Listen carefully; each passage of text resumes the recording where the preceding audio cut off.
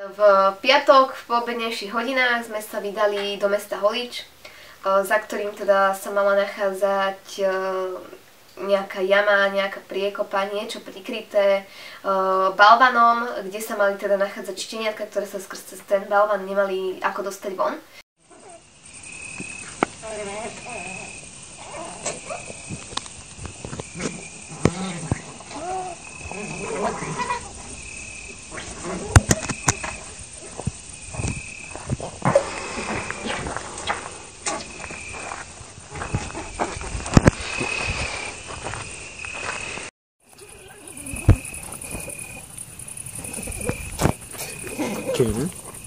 Počkej, vypni to.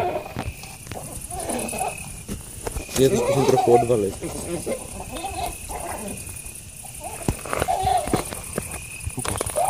Video bolo natočené vo štvrtok v noci, my sme sa na miesto dostali až v piatok v poobednejších hodinách. Keď sme sa spojili v podstate s nahlasovateľkou tohto prípadu, tak sme zistili, že ide o žumpu, ktorá sa nachádza medzi Holičom a Kopčanmi. Na miesto nás zaviedla priamo nahlasovateľka, podarilo sa nám odvaliť balvan prostredníctvom zdvihaku na auto, ale teda už vtedy nám bolo jasné, keď sme nahliadli dovnútra, že nie je reálne, aby tam zvieratá ešte mohli byť živé, pretože v tej žumpe sa nachádzala voda do výšky asi 2 metrov. Čiže zvieratka sa tam nemali o čo zachytiť, keby tam aj plávali, nemali šancu vydržať tam do ďalšieho dňa. Snažili sme sa to teda celé prehľadať, pomocou odchytovej tyče sme tú vodu nejako rozvírili, vyplavilo nám na povrch telička, postupne teda telička 3 šteniatok. Tie sme vytiahli von, takisto sa nám podarilo vytiahnuť von igelitové vrece s staršími pozostatkami kostrovými nejakého zvieraťa. Na miesto sme privolali štátnu políciu, privolaný bol aj veterinár z štátnej veterinárnej a potravinovej správy, ktorý potom na mieste aj určil, že tie kostrové pozostatky patria pravdepodobne psíkovi, ktorý už nebol šteniatko, ale bol to nejaký dospelý psík menšieho vzrastu.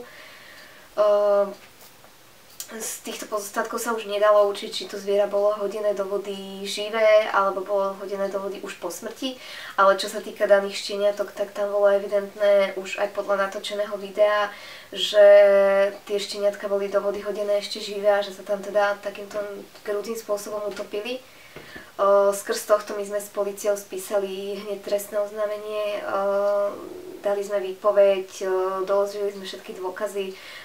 Veterinárna správa zobrala na pitvu šteniatka, aby sa teda dokázalo, že uhynuli príčinou utopenia sa. Na miesto prišiel aj svedok, ktorý teda celú túto situáciu spozoroval ako prvý, aj natočil video, kde teda síce nebolo veľa vidieť, ale bolo aspoň počuť.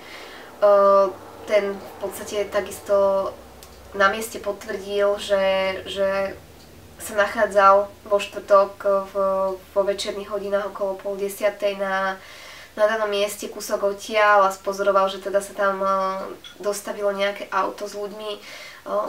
Pre nás je momentálne najdôležitejšie nájsť očitých svedkov, ktorí sa vo štvrtok 25. augusta okolo 9:30 večer nachádzali na tomto úseku. Vedeli by dosvedčiť, že videli okolo idúce nejaké auto s ľuďmi. Auta tam pôvodne nemali čo robiť, pretože je tam zákaz vjazdu.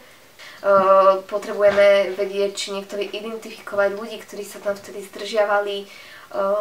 Čo najbližšie informácie, vlastne akékoľvek informácie, ktoré nám pomôžu dopatrať sa k páchateľovi, ktorý mohol toto spraviť. Na mieste sa ten páchateľ musel zdržiavať dlhšiu dobu, niekoľko minút, pretože cez ten malý otvor nebolo možné, aby tam tie šteniatka jednoducho hodil a odišiel. Tie šteniatka tam musel po jednom hádzať do vody. Tým pádom bolo možné, že aj z diaľky to počuli ďalší ľudia, okrem svedka, ktorý to nahlásil. V každom prípade akékoľvek informácie, ktoré by nás doviedli k tomu, kto tento čin naozaj spáchal, akékoľvek dôkazy nám pomôžu. My ich ďalej samozrejme posunieme polícii. Polícia bola veľmi ústretová, mali naozaj záujem riešiť tento prípad a preto by sme boli radi, keby sa to dotiahlo do konca a zohnali by sme ďalších svedkov. Po prípade nemusí ísť iba o túto konkrétnu situáciu, ktorá sa stala vo štvrtok večer.